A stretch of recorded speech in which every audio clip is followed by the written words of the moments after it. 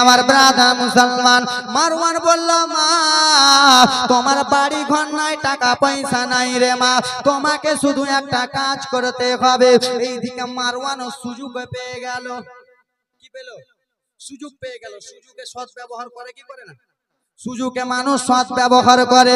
মারওয়ান বলে মা রে তোমার একতলা বাড়ি নেই রে মা, তোমার 2 তলা 3 তলা 4 তলা বাড়ি হয়ে যাবে, তুমি অনেক টাকা পয়সাওয়ালা মহিলা হয়ে যাবে, তোমার অনেক পয়সা কড়ি হয়ে যাবে রে মা, কি কাজ বলো? মারওয়ান বলে মা তোমাকে এইগুলো জিনিস নেওয়ার জন্য একটা লোককে তোমাকে জান থেকে মারতে হবে। গাড়ি পাবা, টাকা পয়সা ধন সম্পত্তি অনেক কিছু পাবা মা, একটা লোককে তোমাকে মারতে হবে। মাইমুনা ব্রাদার, সেই মহিলাটার নাম হলো মাইমুনা কুটনি।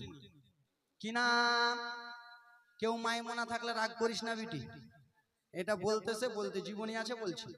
মাইমুনা থাকলে মাইমুনা কুটনি, মাইমুনাকে বলা হলো মাইমুনা মারে তুমি বাড়ি পাবা, ধন সম্পত্তি পাবা। মাইমুনা বলে ওগো মারওয়ান এটা তুমি কেমন কথা বলো রে, এই কথা তোমার দ্বারাই মানালো না। নবী মুস্তাফার ফুল আলে রাসূল ইমামে হাসানকে কেমন করে মারবো, মা ফাতেমার বড় বেটাকে কেমন করে মারবো, আমি যদি মারে রোজ হাসরের ময়দানে, রোজ হাসরের ময়দানে আমাকে যখন জিজ্ঞেস করা হবে ইমামে হাসানকে কে মেরেছিল, তখন আমার নামটা হয়ে যাবে, আমি তখন জান্নাতে যেতে পাবো না, আমার দ্বারা জান্নাত পাওয়া যাবে না। সেই সময় মারওয়ান বলে মা শোনো রে তুমি এখনো বুঝতে পারো নি রে বুড়ি আমা, এখনো ভালো করে বুঝতে পারো নাই। ওই ইমামে হাসানকে যদি মারো তুমি বাড়ি পেয়ে যাবে, গাড়ি পেয়ে যাবে, ধন সম্পত্তি পেয়ে যাবে, চাকরি পেয়ে যাবে, 2 তলা বাড়ি হয়ে যাবে, তুমি শুধু একটা লোককে মারবে। বারবার করে তার মনটাকে ভাঙাই, বলছে মারবো না, এই বলছে ছাড়বো না, একে করতে হবে, আর দ্বারা এই হবে কেন বাবা ব্রাদার মুসলমান, কিছু কিছু গ্রামে বয়স্ক মহিলারা থেকে কুট নি আছে কিনা, কিছু কিছু বয়স্ক মহিলারা বেশিরভাগ থেকে কুট নি, কিন্তু আপনাদের বিহারে নাই, বিহারে নাই, বারশো এলাকায় নাই, আপনাদের বালুপাড়াতে নাই, আমাদের বাঙ্গালে আছে মহিলারা। ওগো আমার জননী বললাম মা তোমাকে ইমামে হাসানকে মারতে হবে। সেই সময় বলল কেমন করে, বলে মা রে তোমাকে একটা কথা বলে দি, তুমি যদি ইমামে হাসানকে মারবে তাও হ্যাঁ বলবে, না মারলে না বলবে। মা তুমি আর এখানে বসে থাকিও না, তুমি এখন নিজের খুচরা ঘরে চলে যাও, নিজের বাড়িতে চলে যাও। তুমি রাত্রে যখন ঘুমাবে মাথাতে হাতটা দিয়ে ঘুমাবে, তখন তুমি ভাববে রে মা একটা লোককে মারার জন্য বাড়ি গাড়ি টাকা পয়সা ধন সম্পত্তি পাবে, তুমি সারা রাত ভাববে। মাইমুনা কুটনি বাড়ি গেল, বাড়ি যাইয়ে যেমনই রাত্রি লেগেছে মাইমুনা কুটনির আর ঘুম আসে নাই, ঘুম আসে না, বুড়িয়ার লোভ বড় লোভ আছে না, বুড়িয়ার লোভ বড় লোভ। মাইমুনা রাত্রে বেলা আর ঘুমাই না, একবার বলে ইমামে হাসানকে মারলে টাকা পয়সা পাবো, একবার বলে মারবো না, একবার বলে একবার মেরে দি মেরে দি, একবার মনে মনে ভাবে না না মারবো না। ভাবতে ভাবতে সকাল হয়ে গেল, বুড়িয়ার বুঝছেন, ভাবতে ভাবতে সকাল হয়ে গেল, মারবো কি মারবো না, মারবো কি মারবো না। শেষের সময় রায় হলো ইমামে হাসানকে আমি মারবো, রায় হয়ে গেল মার। মাইমুনা কুটনি রে বয়স্ক মহিলা রে দৌড়াতে দৌড়াতে চলে এলো, যেই গাছের তলাতে ছিল ওই গাছের তলাতে চলে এলো। মারওয়ান বয়স্ক বদমাইশ লোকটা এলো, ও মাইমুনা মারে বল বল মা তুই কি ইমামে হাসানকে মারবি, হ্যাঁ কি না মা, এক কথাতে জবাব দে, বেশি তোর কথা শুনবো না, হ্যাঁ কি না বল। মাইমুনা কুটনি ভাবছে বাবা কি ব্যাপারে আমাকে আর উল্টা জোর দিয়ে কথা বলছে, কেন বেশি তো আর এদিক ওদিক ঢং করা যাবে না, কেন এই বাঘে পেয়েছে এখন সুযোগে সৎ ব্যবহার করবে। হ্যাঁ মারবা কি হ্যাঁ কি না, যদি বলে না তোকে আবার ফুসলাবে, কিন্তু প্রথমে ধমক দিয়ে দিল, ওরে মা বল তুই কি ইমামে হাসানকে মারবি। এই দিক থেকে যাওয়া যায় বন্ধ করো, এই দিক থেকে আর যাওয়া যায় হবে না, বন্ধ করো। এই ছোট ছেলে আর আসবি না, জীবনই ভেঙে যাবে। ওগো আমার দরদি, ওরে আমার চাচারা, ওরে আমার বাবারা, ওরে আমার মা বোনেরা, শুনে যাবেন একটু রাত্রি বেলা। বল বল মা তুই কি ইমামে হাসানকে মারবি।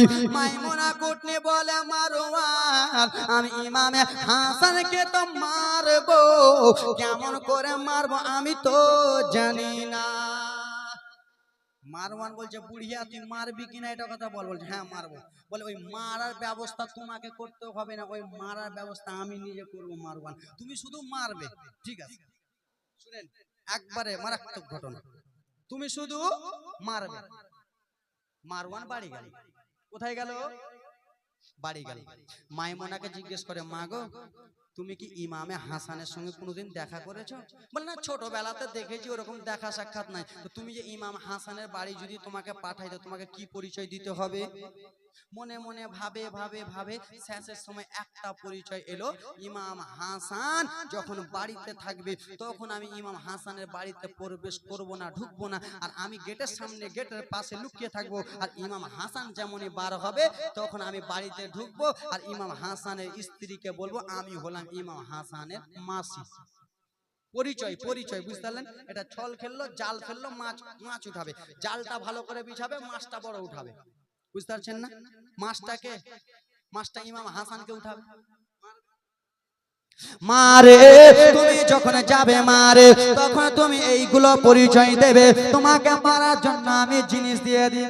মারওয়ান নিজের ঘরে গেল, আর ঘরে যাইয়া বাপ এত বড় একটা বোতলে, এত বড় একটা শিশিতে কিছুটুকু মধু নিল, মধু মধু মধু অল্পটুকু মধু নিল রে, আর মধু নিয়া মাইমুনার কাছে এলো, আর মাইমুনার সামনে যেন বিষ দিয়ে দিল। সেই সময় বলল ও বেটা মারওয়ান তুমি মধু হয় লাল রে বেটা, মধু কেন এত কালো? সেই সময় বলল মা এটাই তো আমাদের চক্রান্ত, এই মধুটা খাইয়া ইমাম হাসানকে মারবো। সেই সময় মাইমুনা কুটনি বললো বেটা মধুর রং হয় লাল, মধু এত কালো, যদি ইমাম হাসানের স্ত্রী জিজ্ঞেস করে কি বলবো? সেই সময় তুমি বলবা মা গো এই মধুটা আমাদের রাজ্যের মধু না, এই মধুটা হলো বাইরেস্টের মধু। মধুর রং লাল হয় না, লাল টাইপের হয়, আর কালো বিষ দিলে কালো হয়ে যায়। আরে আমার দরদি যাও যাও যাও মা তুমি মধুটা নিয়ে চলে যাও। ও গো বাবা মধুটাকে নিয়া টুক টুক টুক টুক টুক টুক করে গুটি গুটি গুটি গুটি পায়ে যেন বাড়ির কাছে চলে গেল।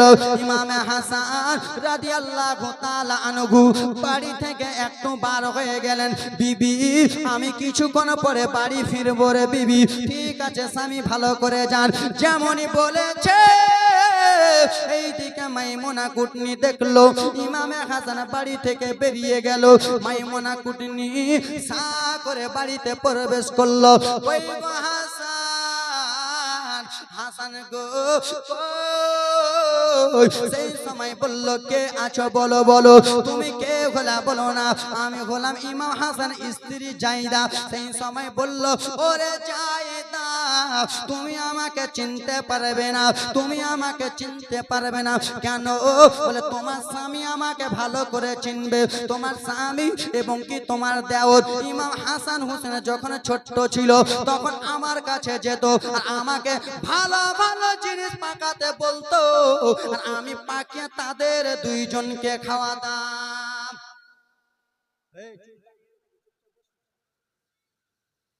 তাদেরকে ভালো ভালো জিনিস খাওয়াতাম, কিন্তু কথাটা ভুল।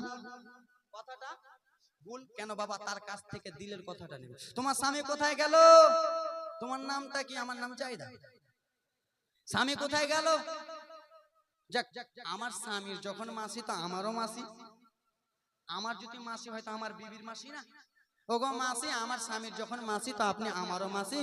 আপনার বহিন বেটা কিছুক্ষণ আগে বেরিয়ে গেল, চলে গেল, একটু অন্য জায়গায় কাজে গেল।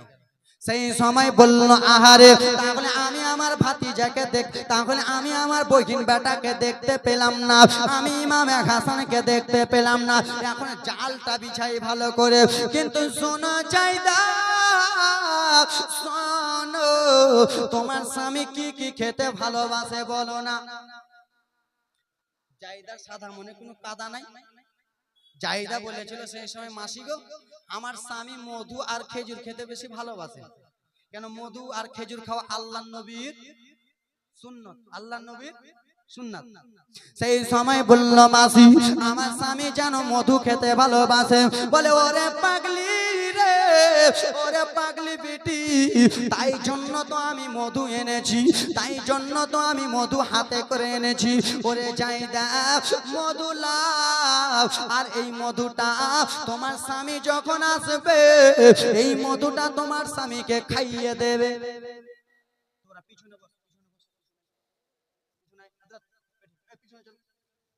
মধুটা খাইয়ে দেবে। ওরে আমার সোনা মানিক, এবার যেন কান্নার জীবনী আসতেছে, এবার কান্নার ঘটনা আসতেছে।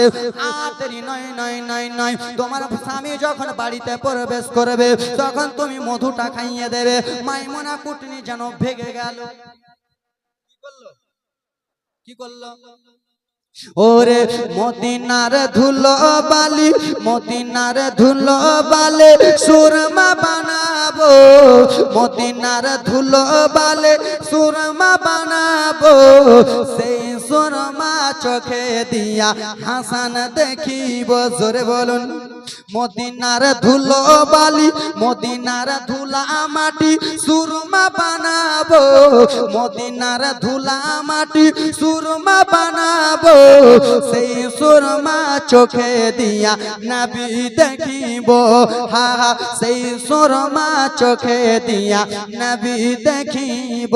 মাইমুনা যেন চলে গেল, এইদিকে ইমামে হাসান বাবা গো কাছ থেকে যেন বাড়িতে এলেন।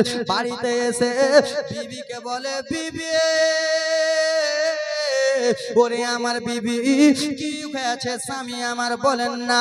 বিবি গো, আমাকে অনেক খিদা লেগেছে, আমাকে অনেক ভুকা লেগেছে রে বিবি, বাড়ি থেকে কোনো খাবার নাই, আমাকে অল্পটুকু দেবে। দেখেন, আল্লাহর নবী বলেছিল ইমাম হাসানকে বিষ পান করিয়ে মারা হবে। আমি প্রথম দিনই বলেছিলাম, হ্যাঁ কি না? এই যে দেখেন কেমন করে মারা হচ্ছে, দেখেন এবার প্রথম জীবনী কেমন করে শুরু, দেখেন। বিবি, বাড়িতে কোনো খাবার আছে গো বিবি? জায়দা সাদা মনে কোনো কাদা নাই। জায়দা বলল, স্বামী গো, আমার বাড়িতে তো ওরকম কোনো খাবার নাই, তো বাড়িতে অল্পটুকু জিনিস আছে। কি? বলে আপনার মাসি অল্পটুকু মধু দিয়ে গেছে, মধু খাবেন? ইমাম হাসান বলছে, পাগলি রে, তাড়াতাড়ি করে আনো, আমার নানা মুস্তাফা খেয়েছে, আমিও খাবো। জোরে বলুন। কেন? মধু ভালো জিনিস, মধু ভালো জিনিস।